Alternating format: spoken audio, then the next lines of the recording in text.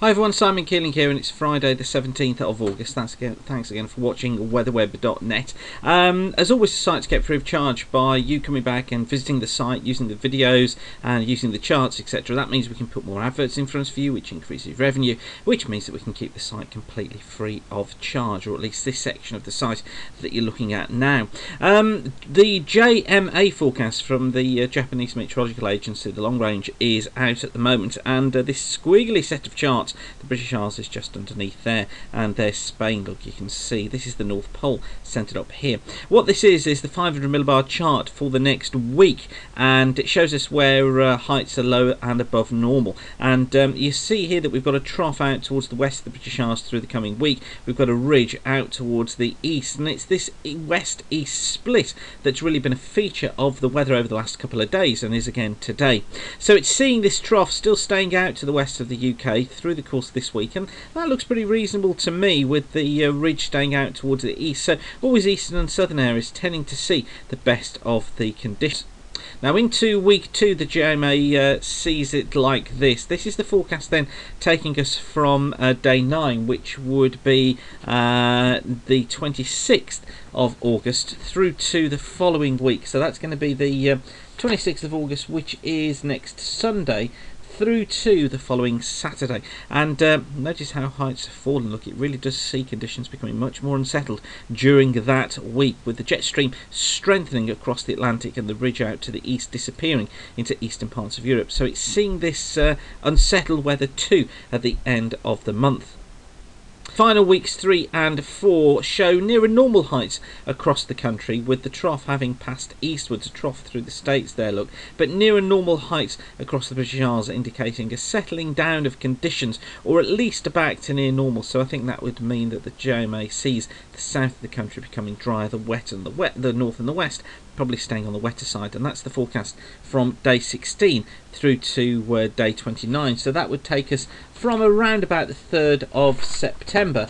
Yeah, that would be from the 3rd of September, the Monday the 3rd of September, heading through until the 17th of September. So you see the way the JMA is developing things here, in seeing this unsettled spell for the final few days of the month, and then tending to settle things off as we get into the beginning part of September. And that seems to not be too bad a forecast to me. So how are things shaping up? Well, it's looking as if we are going to get the warm weather we've been talking about over the course of this weekend. It does look as if that the weather is going to be staying fairly warm as well into the early part of next week. Here's the chart from 6 o'clock this morning, and here's this southerly feed that's been bringing the rain to western areas through the course of this afternoon, and of course that's been spreading its way eastwards as well. You'll notice how during the course of tonight we're going to find that there'll still be rain affecting many western and northern parts of the country, but it is tending to turn lighter. A really warm night to come across England and eastern parts of Wales, and generally dry for eastern England and the east of Scotland too. This front just trailing down through western parts of the country, bringing more outbreaks of rain to the west of Wales and western parts of England.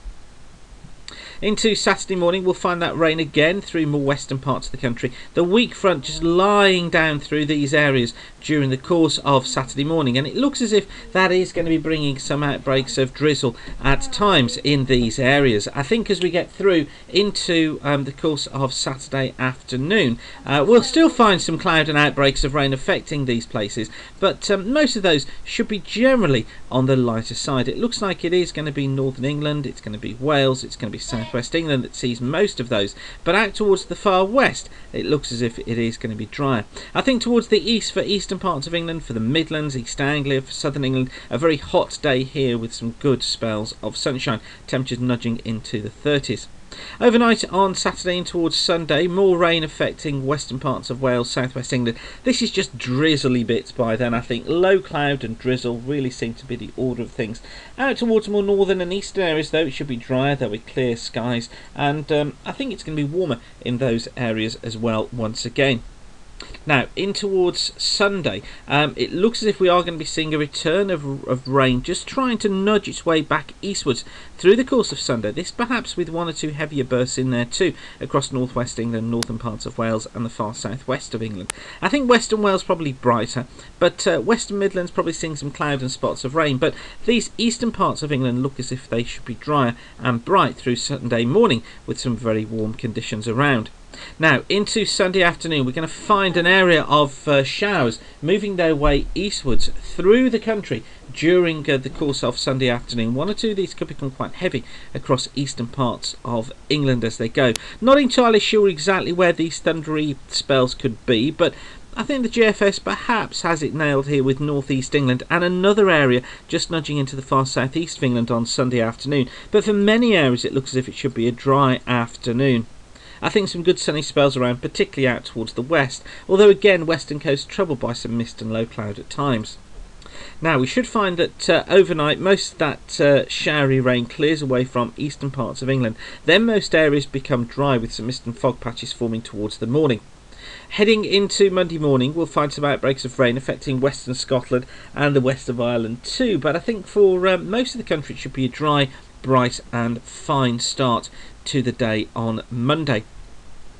However, we are going to be finding one or two showers just trying to develop during the afternoon across Scotland and Northern Ireland as low pressure moves in here. I think what's going to happen is that as we go through the course of Tuesday, that low pressure slips into Scotland. It takes some outbreaks of rain eastwards with it, although most of these tend to avoid most parts of England and Wales, and then brighter weather will be following in through the course of Tuesday across the British Isles. This is the position for Tuesday afternoon. Low pressure across Scotland. Some showers affecting western parts of Scotland, northwest England and the west of Wales. But for most of eastern England and eastern Scotland, as well as eastern Wales, it should stay dry with some good spells of sunshine. Overnight into Wednesday, more showers across northern and western Scotland, one or two affecting western coasts. Most areas should be dry, and it looks like staying that way into Wednesday too. I think as we get through overnight in towards Thursday, then we are going to be seeing some changes taking place. We'll find some showers across northern and eastern parts of Scotland, but for much of England and Wales, it is going to be a dry start to the night. However, this area of low pressure moves in through the course of the morning on Friday, and by Friday we're going to be finding this low just slipping its way eastwards, and that low may bring some rain to Ireland and to southwestern parts of England. Quite a deep trough then develops through the country as we head in towards the end of the week, and it's this trough really that brings an unsettled end to the week and perhaps the risk of some showers or some longer outbreaks of rain. Now let's just pick up on the ensemble models and see what happens after that. Well, this is the ensemble for next Saturday, and what we're going to find is that on Saturday that area of low pressure clears its way eastwards. Look, here's the deep trough that I was telling you about, and that's going to be bringing some showers, and some of those showers, as I said, could be quite heavy and prolonged. It looks like they'll last into Sunday, and it could go quite cool on Sunday as the winds become more northwesterly.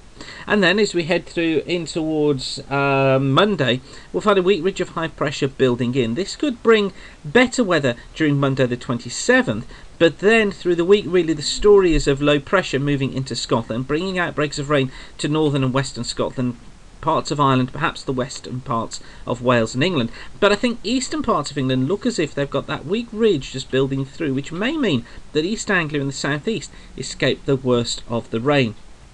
And then the ensemble sees this westerly flow just persisting through into the early part of September. So again, it's going to be northern and western areas that see most of the rainfall. That doesn't mean that the south and east are going to be dry. There could be some outbreaks of rain here, but I do think that certainly it is going to be on the drier side in those areas, with temperatures probably nearer normal for the time of year. Okay, so that's that for now. Hopefully that's been useful for you. Thanks again for watching, and keep the sun shining. Bye for now.